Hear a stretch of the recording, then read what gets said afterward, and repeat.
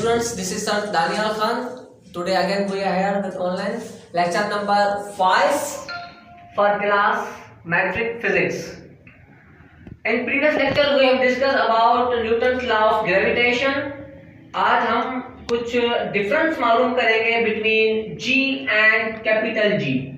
जैसे हमने आपको डिफरेंशिएट बिटवीन बताया था, differentiate between mass and weight. रोजमर्रा की जिंदगी में आप मास और वेट को एक ही क्वांटिटी लेते हैं, लेकिन जब हमने आपको डिफरेंशिएट बताया उन दोनों के बीच में, तो there is a huge difference between mass and weight. एक स्केलर है, एक वेक्टर है, एक को डायरेक्शन की नीड नहीं होती, एक की पर्टिकुलर एप्रोप्रिएट डायरेक्शन होती है. Same as like as there is a difference between G and capital G. ठीक, तो मैंने दो कॉलम्स बना दिए हैं एज अ पॉइंट, तो वन बाय वन हम इनको डिस्कस करेंगे. ये जो G होता है, इस G का नाम है, it is the acceleration due to gravity. Gravity क्या है? ग्रेविटी एक किस्म की फोर्स है. वो फोर्स किसके पास है? वो फोर्स जमीन के पास है, कुव्वत है जमीन के पास है. वो फोर्स क्या करती है? वो चीजों को अपने सेंटर की तरफ अट्रैक्ट करती है. ऐसी फोर्स, ऐसी कुव्वत का नाम है gravity.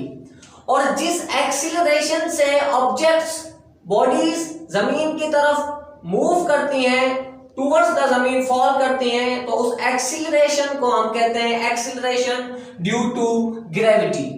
It is defined as acceleration with which all free falling bodies move towards earth. वो एक्सीलरेशन जिससे सारी की सारी free falling bodies centre of earth की तरफ मूव करें, उसे हम कहते हैं एक्सीलरेशन ड्यू टू ग्रेविटी. अब ये फ्री फॉलिंग बॉडीज क्या है, इसका हमने आपको पहले बताया था, इसको रिकॉल कर लें.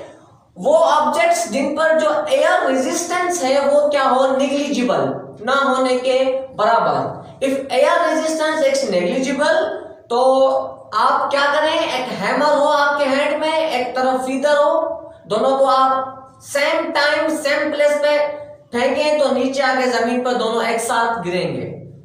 क्यों? क्योंकि एयर रेजिस्टेंस दोनों पे क्या है? नेग्लिजिबल, ना होने के बराबर. तो वो बॉडीज जिन पे एयर रेजिस्टेंस क्या होती है? ना होने के बराबर, नेग्लिजिबल, तो ऐसी बॉडीज को कहते हैं फ्री फॉलिंग बॉडीज.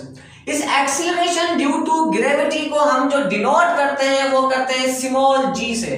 देखिए आपके पास जो दो G हैं, एक है स्मॉल g, एक है कैपिटल G.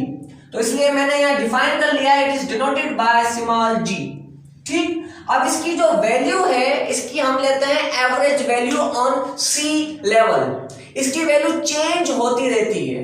अब वो क्यों होती है वो सुन ले. It's average value is 9.8 metre per second square. Metre per second square मतलब इन SI सिस्टम इंटरनेशनल में जो इसकी वैल्यू है वो है 9.8 metre per second square. Because ये एक्सीलरेशन है, इस वजह से इसका यूनिट है मीटर पर सेकेंड स्क्वायर.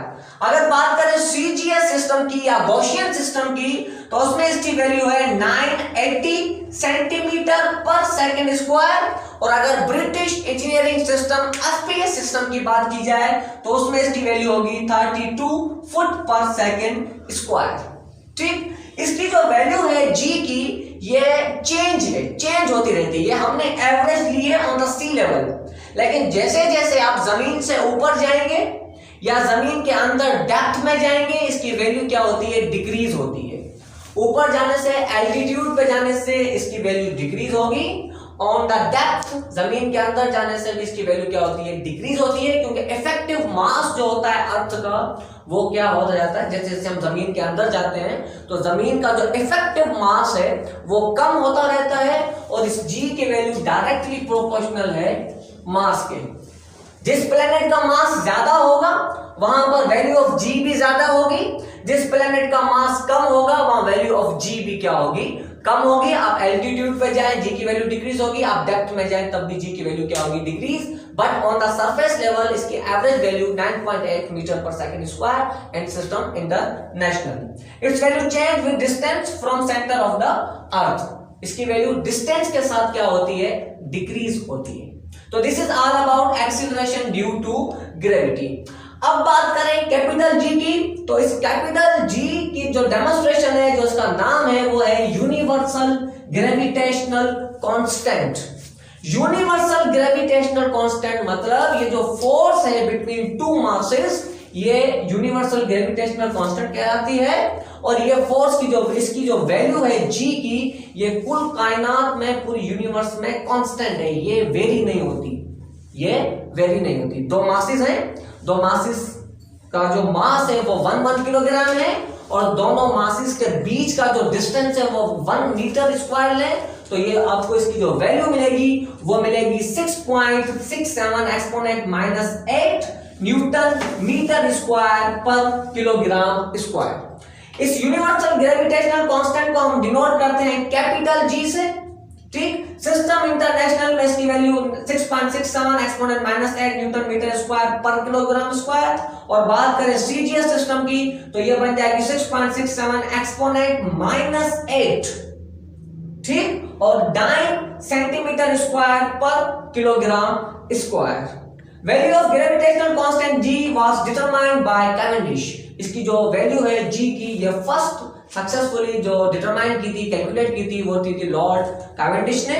और जो अपरेटस था उसका नाम भी क्या है, कैवेंडिश अपरेटस। तो this is the differentiate between ji and capital G. ये सवाल अगर आपके पास एग्जाम में आ जाए तो आपको बिल्कुल इसी तरह ब्लॉक बना के और इन पॉइंट फॉर्म ये आप डिफरेंशिएट बिटवीन कर सकते हैं। जो भी चीज, जो भी पॉइंट आपको समझ नहीं आया वो आप एज अ कमेंट हमसे पूछ सकते हैं। इंशाल्लाह we will meet again in next class as soon as possible. तब तक के लिए अल्लाह हाफिज, थैंक यू।